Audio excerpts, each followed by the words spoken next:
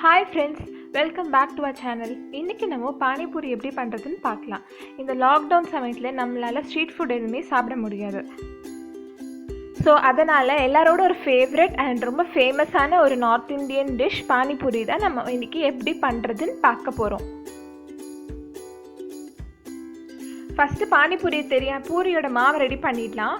அதுக்கு நான் 1 கப் ரவை எடுத்திருக்கேன். 2 ஸ்பூன் மைதா போடுறேன். அது கூட தேவையான அளவு சால்ட் ஆட் பண்ணிக்கோங்க. இப்போது நான் கொஞ்சமாக ஆயில் எடுத்து ஃபஸ்ட்டு இந்த ரவையை நல்லா மிக்ஸ் பண்ணிக்கிறேன். இந்த மாதிரி அந்த ஆயில் வந்து ஃபுல்லாக அந்த மாவோடு கலக்கிற மாதிரி நல்லா மிக்ஸ் பண்ணிக்கோங்க. ஸோ உங்களுக்கு நீங்கள் தெரியும், உங்களுக்கே அந்த ஒரு மாதிரி வெட்டாக இருக்கும் ரவையெல்லாம், அது வரைக்கும் மிக்ஸ் பண்ணுங்கள். அப்புறமா நம்ம கொஞ்சமாக வாட்டர் ஆட் பண்ணி இதை நல்லா சப்பாத்தி மாவு மாதிரி நல்லா பிசைஞ்சு எடுத்துக்கலாம். ரொம்ப தண்ணி விட்டுறாதீங்க, நல்லா கொஞ்சம் கெட்டியாக இருக்கணும் மாவு, அப்போ தான் பூரி நல்லா புஷ்ஷுன்னு வரும். இப்போ பாருங்கள், நான் நல்லா மிக்ஸ் பண்ணி நல்லா பிசைஞ்சு எடுத்து வச்சுருக்கேன். இப்போ வந்து இந்த மாவை வந்து நம்ம அரை மணி நேரம் ஊற வைக்கணும். இப்போ இந்த மாவை வந்துட்டு நான் ஒரு குழி மாதிரி லைட்டாக அடியில் போட்டுட்டு ஒரு வெட் கிளாத் வச்சு நான் ஒரு 1/2 hour ஊற வைக்கிறேன். இப்போ 1/2 hour ஆயிடுச்சு. நம்ம எடுத்து பார்த்துடலாம். மாவு நல்லா சாஃப்டாக இருக்குது. இப்போ ஒரு 2 minutesக்கு நல்லா பிசைஞ்சு விட்டுக்கோங்க. பிசைஞ்சிட்டு நம்ம இந்த மாவை பரத்த ஆரம்பிச்சிடலாம். ஃபஸ்ட் நான் 2 பால் ஆக்கிக்கிறேன்.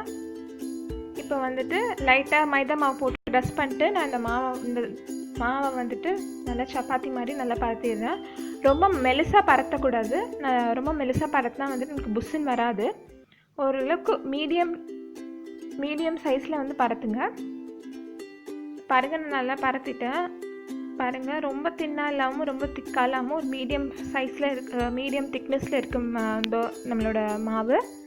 இப்போ வந்துட்டு ஒரு சின்ன மூடி இல்லைன்னா நீங்கள் ஏதாவது ஒரு ஷேப்பர் இருந்தால் கூட அதை வச்சுட்டு நம்ம ஸ்மாலாக நம்ம பூரி ஷேப்புக்கு இந்த கட் பண்ணி எடுத்துக்கலாம். இந்த மாதிரி நம்ம பரத்தி வச்சுருக்க ஃபுல் மாவுக்கும் பண்ணி எடுத்து வச்சுக்கலாம்.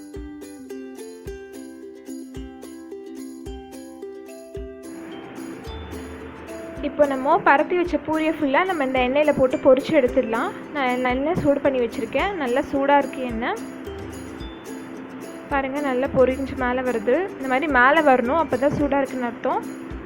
நீங்கள் நல்லா ஹை ஃப்ளேமில் வச்சு தான் நம்ம இப்போ பொரிக்க போகிறோம். அப்போ தான் வந்துட்டு பூரி நல்லா புஷ்ஷுன்னு வரும். பூரி எண்ணெய் குடிக்காது. நீங்கள் மீடியம் ஃப்ளேமில் வச்சிங்கன்னா பூரி வந்துட்டு எண்ணெய் குடிக்க ஆரம்பிச்சிடும். நல்லா ஹை ஃப்ளேமில் வச்சுட்டு இப்படி ஒவ்வொரு பூரியாக போட்டுட்டு லைட்டாக ப்ரெஸ் பண்ணி விடுங்க. அப்போ தான் நல்லா புஷ்ஷுன்னு வரும். பார்த்திங்கன்னா நம்ம பூரி எவ்வளோ நல்லா புஷ்ஷுன்னு வருதுன்னு.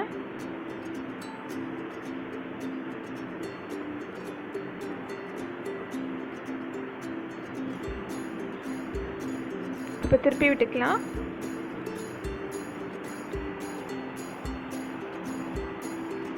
இப்போ நீங்கள் லைட்டாக கலர் மாறின உடனே எடுத்துடாதீங்க. பிகாஸ் நம்ம எடுத்துகிட்டு நம்ம வெளில வைக்கும் போது கிறிஸ்பாக தான் இருக்கும். பட் கொஞ்சம் நேரம் ஆனதுக்கப்புறம் நல்லா சாஃப்ட் ஆகிடும், கிறிஸ்பியாகவே இருக்காது. அதனால கொஞ்சம் நல்லா செவந்தாலும் பரவாயில்ல, கொஞ்சம் நேரம் இருக்கட்டும். நல்லா ஃப்ரை ஆகிற வரைக்கும் நம்ம வெயிட் பண்ணுவோம். கொஞ்சம் டார்க் ப்ரௌனாகவே ஆகட்டும். நல்லா பொரிஞ்சிருச்சு. இப்போ நம்ம எடுத்துடலாம். இதே மாதிரி நம்ம எல்லா பூரியும் போட்டு பொரிச்சு எடுத்துக்கலாம்.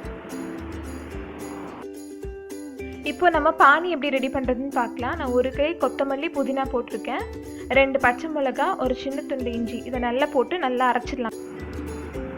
இப்போ நல்லா அரைஞ்சிருச்சு. பார்த்திங்கன்னா இப்போ வந்துட்டு இது நம்ம ஃபில்ட்ரு பண்ணி எடுத்துடலாம். ஃபில்ட்ரு பண்ணிவிட்டு இது கூட நம்ம தேவையான அளவு தண்ணியும் ஆட் பண்ணிக்கலாம்.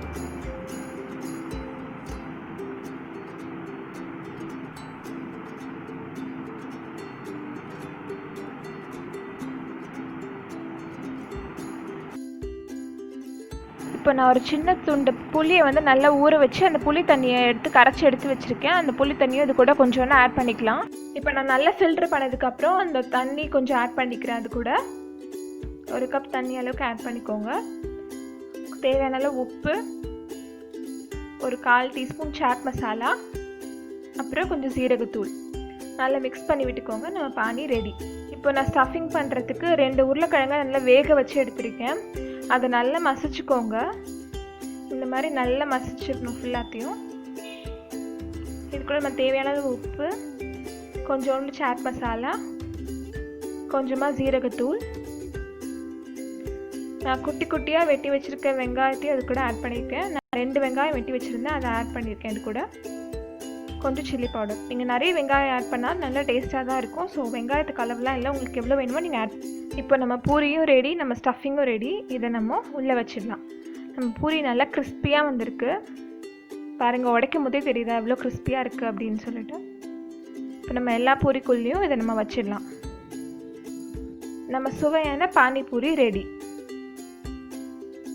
இந்த வீடியோ உங்களுக்கு பிடிச்சிருந்ததுன்னா லைக் பண்ணுங்கள், ஷேர் பண்ணுங்கள், செஞ்சு பார்த்து எப்படி இருந்துச்சுன்னு கமெண்ட் பண்ணுங்கள், மறக்காமல் சப்ஸ்கிரைப் பண்ணுங்கள். இன்னொரு நல்ல ரெசிபியோடு உங்களை சந்திக்கிறேன். தேங்க்யூ, பாய்.